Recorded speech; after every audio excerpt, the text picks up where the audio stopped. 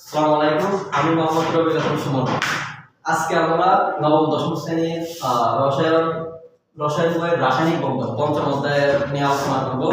আমাদের প্রথম টপিক হচ্ছে যোজ্যতা ইলেকট্রন। আমরা প্রথমে আলোচনা করবো যোজ্যতা ইলেকট্রন নিয়ে। যোজ্যতা ইলেকট্রন সম্পর্কে যদি আমরা বলতে চাই যে কোনো পরমাণুর শেষ কক্ষপথের ইলেকট্রন সংখ্যাকে ওই মোলের যোজ্যতা ইলেকট্রন বলে। তার মানে কি বলেছে যে আমার একটা পরমাণুর শেষ কক্ষপথের যে মোট ইলেকট্রন সংখ্যা, ওই সংখ্যা হচ্ছে ওই পরমাণু বা ওই মোলের যোজ্যতা ইলেকট্রন।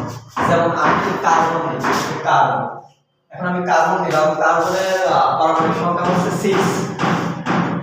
আমি যদি কার্বনের ইলেকট্রন বিন্যাস করি, কার্বনের বিন্যাস করতে হলে আমার 1s2 2s2 2p2। এখন কার্বনের আমি ইলেকট্রন বিন্যাস করলাম, কার্বনের ইলেকট্রন বিন্যাস করে আমি দেখলাম যে আমার তার শেষ কক্ষপথ হচ্ছে 2s2p। তাহলে তার শেষ কক্ষপথ 2s2p। এখানে মোট দুইটা 4টে ইলেকট্রন আছে। 2s2p তে টোটাল 4টা ইলেকট্রন আছে।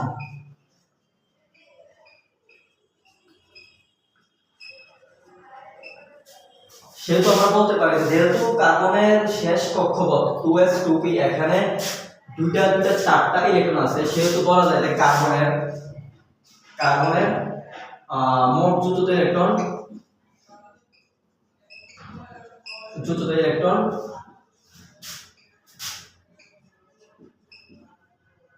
4টি।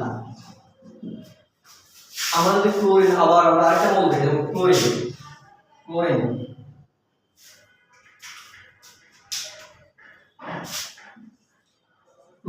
ক্লোরিনের পারমাণবিক সংখ্যা আমরা দেখি, ক্লোরিন 17।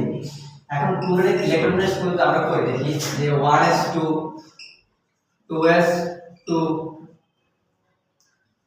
2p6 3s2 3p5। এখন আমি ক্লোরিনের ইলেকট্রন বিন্যাস করলাম, ক্লোরিনের পারমাণবিক সংখ্যা মোট হচ্ছে 17। এখন ক্লোরিনের ইলেকট্রন বিন্যাস করলাম 1s2 2s2 2p6 3s2 3p5, total 17টা তার পারমাণবিক সংখ্যা ইলেকট্রন। এখন আমার তার লাস্ট কক্ষপথ হচ্ছে আমার 3s3p। যেহেতু তার লাস্ট কক্ষপথ 3s3p আমার শেষ, এখানে মোট টোটাল ইলেকট্রন 3s3p তে আছে আমার টোটাল 5 2 কয়টা 7টা ইলেকট্রন। সেহেতু বলা যায় যে ক্লোরিনের যোজ্যতা ইলেকট্রন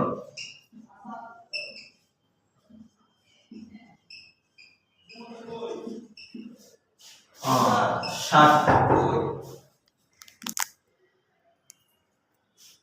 তাহলে আমরা পরিশেষে কি বলতে পারি যে যোজ্যতা ইলেকট্রন কোন পরমাণু তার শেষ কক্ষপথের ইলেকট্রন সংখ্যাকে ওই মোলের যোজ্যতা ইলেকট্রন বলে। তার শেষ কক্ষপথের ইলেকট্রন সংখ্যা আমরা এখানে দেখছি যে কার্বনের আমার পারমাণবিক সংখ্যা 6।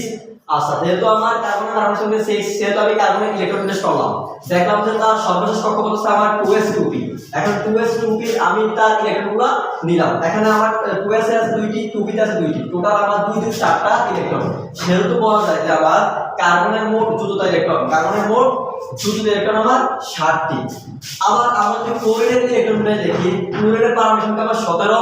এখন ক্লোরিনের ইলেকট্রন বিন্যাস করলাম 1s2 2s2 2p6, এখানে 10টা 3s2 3p5।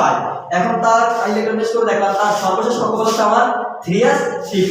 এখন 3s3 আমার 3s আছে 2টি ইলেকট্রন, 3p তে আছে আমার 5টি ইলেকট্রন। এখন আমার টোটাল ও 7টা ইলেকট্রন লাস্ট কক্ষপথে। সেহেতু বলা যায় যে ক্লোরিনের যোজ্যতা ইলেকট্রন 7টি।